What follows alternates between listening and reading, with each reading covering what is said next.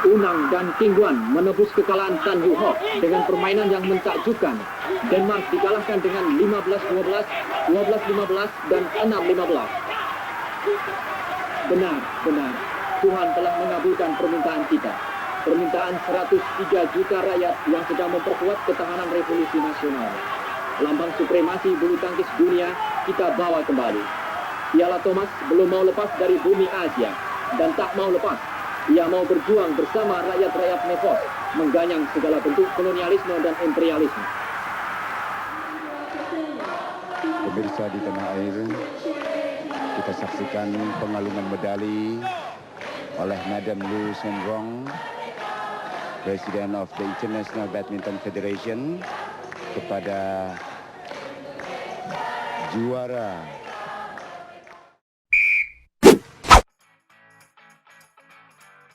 Halo Scorer, kembali lagi dalam konten Kilas Balik, yang mana pada konten kali ini kita akan membahas tentang sejarah yang begitu membekas bagi dunia olahraga Indonesia. Masih bersama saya Rai Satnan dan juga tentunya partner saya yang paling saya hormati dan juga saya kagumi, yaitu Tri Cahyo Nugroho. Ya, terima kasih. Apa kabar Mas Cahyo? Baik, Iya Mas, ini kita kali ini kan pengen ngebahas soal masa-masa kejayaan bulu tangkis. Ini jelang Piala Thomas dan Uber di Denmark awal September ya? Oktober ya? Awal Oktober nanti, tanggal 3. Nah, kita tahu sekitar belasan tahun lah kita sudah sulit untuk menjadi juara Piala Thomas dan Uber. Tapi sebelumnya di masa-masa dahulu era 90-an, 80-an kita begitu berjaya. Terutama di Piala Thomas, bahkan kita sekarang masih memegang rekor terbanyak, juara betul, 13 kali.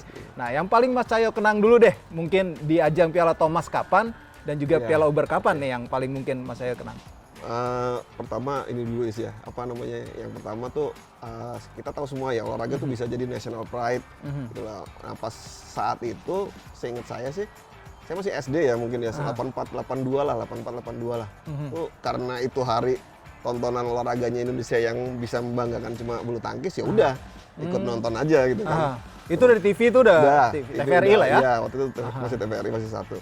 Yang saya ingat itu ya 82, 84 itu pertama tuh. Saya nonton bener-bener saya tahu bulu tangkis ya. Saya kelas 2, kelas 3 mungkin SD. Ya itu sekitar segitu saya mulai tahu Lim Swee King. Kalau Rudy Hartono saya nggak, terus terang saya cuma ngeliat di sekarang aja cuplikannya ya. Tapi zaman itu Lim Swee King, terus Icuk Sugiarto, terus yang baru Lis Pongo, terus si Icuk tadi ya udah ya, Icuk, Lis Pongo, Lim Swee King ya. 3 itu yang paling saya.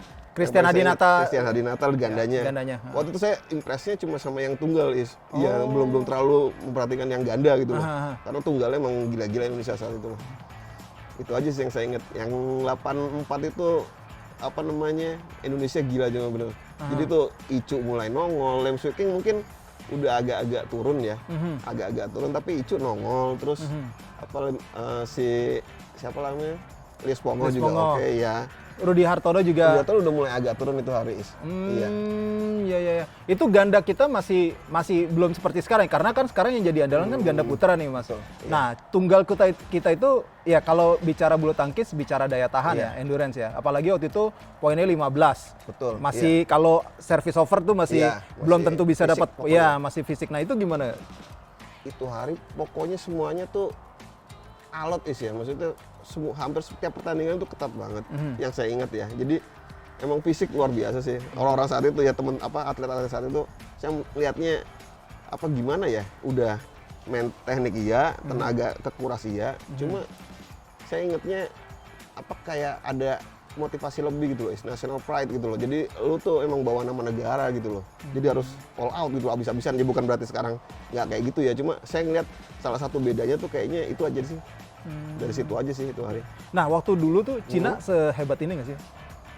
80-90 ya kita bicara ya. Ngelihat Cina itu agak turun ya, sekitar tahun 90-an gitu, awal 90-an dah. Sebetulnya mereka sempat nonjok juga abis juara pertama Piala Thomas tahun 82 itu. Abis itu agak fluktuatif, dia kadang-kadang naik, kadang-kadang turun. Ada ada Han Jian, ada Zhao Qianhua, ada Yang. Cuma era mereka tuh nggak lama gitu loh. Terus mulai 92 itu tuh tunggal-tunggal Indonesia tuh mulai nongol tuh, Haryanto, Alan Budi Kusuma, terus si Haryanto Arbi udah mulai turun, awal Ardi 92 Wiranata. ya, Ardi Wiranata, Joko Supriyanto. Iya. Terus siapa lagi? Pokoknya antara 92 sampai 2000 sampai 98-an lah itu. Itu kayaknya saya inget ya dulu ya, saya pernah baca itu apa namanya di satu artikel, sampai Indonesia tuh bingung gitu loh, Is. Tunggal ini yang mana gitu loh. Yang jadi tunggal pertama siapa gitu ya? Ya, jadi tunggalnya tuh banyak banget. Kayaknya terus kalau turnamen BWF itu kayak tinggal milih, Ardi lo juara di mana ya? Kesannya jadi kayak gitu, Kesannya gitu gitu loh. ya? Iya, saking dominannya. Nah, terus kalau di gandanya itu hari mulai muncul lah tuh kayak Chandra Wijaya, Sigit Budiarto, Tony Gunawan. Ricky Rexi lah ya? Ricky Rexi 92-94 tuh mulai menggila tuh. Dan hebatnya kayak tadi saya bilang itu, apa namanya, gandanya itu fleksibel banget gitu loh, cepet banget adaptasinya. Jadi si Sigit bisa dipasangin ke Chandra, Sigit bisa dipasangin Rudi Gunawan sama Tony Gunawan. Atau Tony Gunawan ya. Iya, itu aja sih. Nah, yang gue inget waktu itu Mas, apa namanya? Tunggal kita ya, Joko itu dikenal dengan permainannya yang alot. Ya, Itu pasti ulet banget dia. Terus kalau Ardi Wiranata itu juga dengan daya tahannya dan juga serangannya yang pukulannya keras. Alan Budi Kusuma sabar-sabarnya main itu. Nah, itu sekarang tunggal-tunggal kita tuh gak ada yang kayak gitu ya, Mas? Itu yang saya juga ya, maksudnya dulu tuh setiap pemain punya ciri khas ya. Hampir semuanya fighter gitu loh istilahnya sebutnya. Kalau petinju istilahnya fight banget lah. Joko itu dulu tanda petik ngeselin lawan ya. Joko sama Ardi tuh ngeselin. Benar. Apa istilahnya ngeselin kalau Joko bola kemana aja diambil Diambil, Ardi juga nah, kayak gitu. iya. Ardi juga gitu. Ardi tuh katanya kayak Luis Pongo era 90-an. Nah, terus kalau si Alan juga kayak gitu, modelnya sabar-sabar gitu, jago rally ya mereka ya. Rally permainan rally ya. Terus kalau muncul lagi tuh 94 95-an tuh Haryanto Arbi. Iya. Nah, itu eksplosif banget mainnya. Kayaknya udah susah sekarang nemuin yang model kayak gitu. Saya nggak tahu kenapa gitu loh. Ya, saya nggak tahu tuh PBSI bagaimana pembinaannya. Cuma kita yakin lah mereka pasti punya cara lah untuk nemuin kayak gitu. Nah, sekarang malah justru ada generasi yang terus tumbuh kan ganda ya. Bahkan ganda putra kita ada berapa lapis. Nah, sekarang kita bicara putri nih, Mas. Kita juara 3 kali. 375, 94, 96 lah. 94, 96 tuh zamannya kejayaan Susi lah. Susi terakhir 96. Nah, sekarang tuh tunggal putri kita kenapa nggak bisa kayak gitu? Dulu ada nama-nama Susi, terus siapa lagi ya? Amia Audina, terus Diana Lomban ya. Diana Lomban, ya itu kayak gitu-gitu tuh udah. Kalau ganda putri yang gue paling inget lah, Lili Tampi sama Minarsi lah. Itu benar-benar salah satu idola gue juga. Itu gimana ya? Sekarang kok benar-benar abis gitu, kenapa? Saya pernah dengar bukannya kesulitan ya, cuma pembinaannya tuh saya juga kurang tahu modelnya seperti apa PBSI. Yang jelas turnamen banyak, iya. Salah satunya yang diselenggarain Jarum itu beasiswa Jarum itu oke tuh penjenjangan ini ya, usia dini ya, pemain-pemain bulu tangkis. Nah, yang saya bingung abis dari situ, terus entah masuk pelatnas ataukah yang nggak masuk pelatnas itu pembinaannya seperti apa? Saya juga belum terlalu detail banget. Cuma yang masuk pelatnas, setahu saya sih modelnya penjenjangan ya, tetap ada peringkat sekian. Nah, terus kayak turnamen kemarin tuh, turnamen intern itu, PBSI home turnamen itu juga sebetulnya bagus. Ngetes untuk misalnya peringkat yang lebih tinggi bisa ngelawan gak nih sama yang rendah, bisa ngelawan nggak sama yang lebih tinggi. Saya buktinya sih Putri Kusumawardhani lumayan kok kemarin bisa ngalahin si Gregoria ya. Ya mungkin salah satu cara PBSI di tengah pandemi kayak gini ngetesnya begitu, karena turnamen nggak ada gitu. Sekarang kalau peringkat-peringkat ya di Sirnas kayak gitu itu ngaruh nggak sih, Mas? Maksudnya ada nggak sih cara-cara tersendiri? Itu kan pemeringkatan ya. Kalau tinju mungkin ada kali ya, yang nasional gitu. Nasional. Nah, baru nanti bisa langsung dipromosin untuk ikut juara internasional. Nah, di bulu tangkis ini kan pelatnas kan. Otomatis pelatnas itu pasti lo akan dikirim ke luar negeri. Nah, ini kan tergantung dengan pemeringkatan di BWF. Nah, itu nih gimana nih sekarang? Setahu saya sih pemeringkatan di pelatnas itu tetap mereka ada uji coba sendiri ya. Jadinya siapa yang layak diberangkatin ke turnamen inilah untuk ngejar peringkat dunia lah. Siapa yang harus cuma di turnamen kelas Sirnas lah. Setahu saya sih ada kayak gitu di PBSI ya. Pemeringkatan kayak gitu. Yang jelas semuanya kalau bisa sih sebetulnya emang tarungnya di luar gitu loh. Jadi paling nggak kita tahu kekuatan Cina seperti apa tunggalnya, gandanya seperti apa putrinya gitu loh. Terus ganda campurannya seperti apa gitu loh. Setahu saya sih gitu.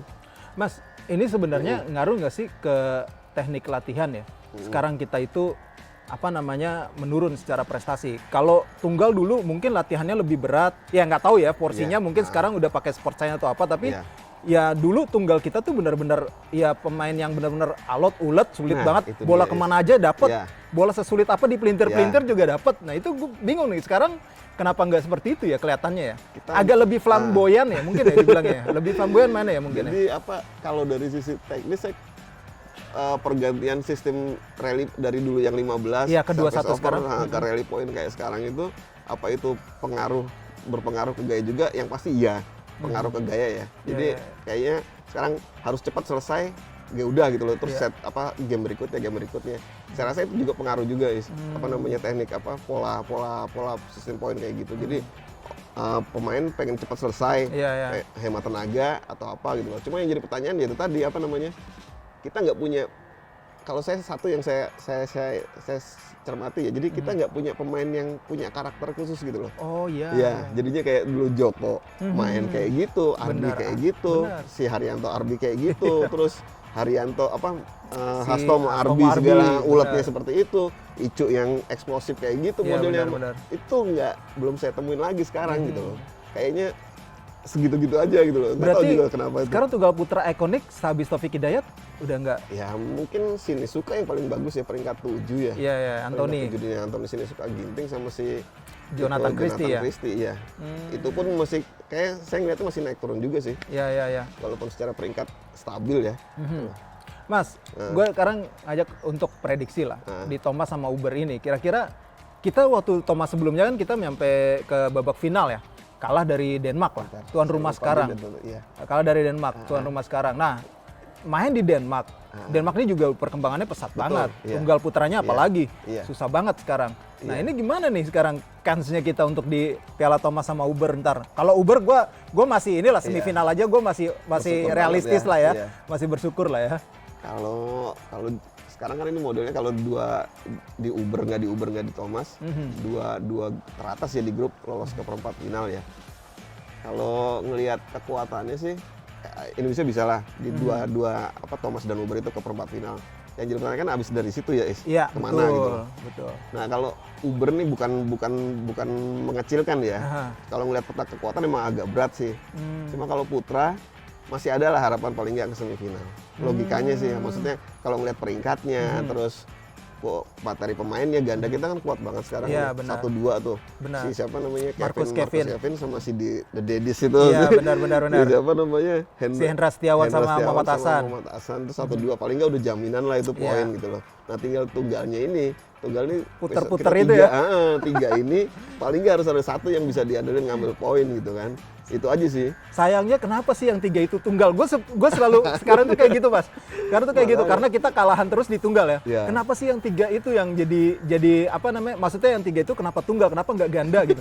Itu yang gue selalu Peraturan begitu. makanya padahal kita kuotnya di ganda ya. Itu kadang-kadang gue selalu aduh, tunggalnya pasti kan kalau terakhir sebagai penentu udah paling muda, paling mungkin minim pengalaman, ya sudah pasti kalahan. Ya gue mikirnya gitu sih sekarang. Udah dari dulu sih itu. Jadi saya pertama kali nonton format Piala Thomas Uber itu yang nggak Thomas gak Uber, tunggalnya emang 3 gitu. ya. Ya karena emang mungkin dari tunggal itu kualitas satu negara, kualitas pemain bisa Kelihatan. lebih kelihatan sih. Iya, Kalau saya benar, ngeliat ke situ sih. Pertandingan yang paling Mas Cahyo ingat Mm. apa Mas? Di Thomas sama di Uber? Kayaknya sih yang 96 itu ya. Siapa? 94-96 itu ya. Aha. Kita 94 tuan rumah, Aha. terus bisa Nonton langsung nggak Mas? itu gue masuk kuliah Is. Oh, jadi masih di luar kota ya? Masih Itu di luar Jakarta kota, ya? Itu di Jakarta ya? Di Jakarta, Senayan ya? 94 di Jakarta. 96-nya di Hong Kong ya? Iya, kalau di nggak Hong Kong, salah. di Hong Kong, benar, di Hong Kong. 96-nya di Hong Kong. Nah itu bisa gabungin itu aja. Udah itu yang paling berkesan sih. Itu top-topnya lah itu. Indonesia top-topnya lah. Itu di Thomasnya sepertinya nggak ada kelemahannya kok. Kita bisa ngebuk Cina 3-0 langsung itu hari dari 5 partai. Jadi yang 2 partai nggak usah Nggak usah dimainin lagi. dimainin. Nah, Putrinya yang bikin deg-degan? ya putrinya Ubernya ada ya? lumayan sih, iya. Cuma itu hari kan tunggalnya paling nggak ada 2 Is. Ada 2 ya, si Susi sama Mia. Jadi Iya, paling nggak benar. Mia Aman tuh lah ulet ya. Iya, dua-duanya ini tipenya tipe Pirelli ya. Iya, yang benar, mainnya ulet ke seluruh sini dikejar. Benar. Gue inget kalau Mia Odina tuh kalau dia ngambil bola sampai ke belakang banget tuh kayak gini nih. Iya, Pokoknya padahal sampai badannya benar-benar kecil. kayak orang sekarang tuh Iya. kalau main yoga lah. Iya. Nah itu Mia Odina tuh ciri khasnya gue inget Iya. banget deh tuh kalau ngambil apa bola-bola. Sayang dia sekarang pindah Iya, warga negara ya warga negara, ke iya, Belanda. Habis nikah sama Habis orang nikah ya. Belanda itu ya udah kita nggak punya lagi. Iya benar. Ya itu dia tuh. Mas, kalau bicara soal peta kekuatan sekarang ya, Iya. di bulu tangkis gitu. Iya. Eropa oke, ada Denmark. Di Asia tuh kayaknya itu aja ya. Seputar Cina sama Malaysia. India tapi sekarang sudah mulai ini loh Mas. Iya. Beberapa kali ya Thailand oke lah.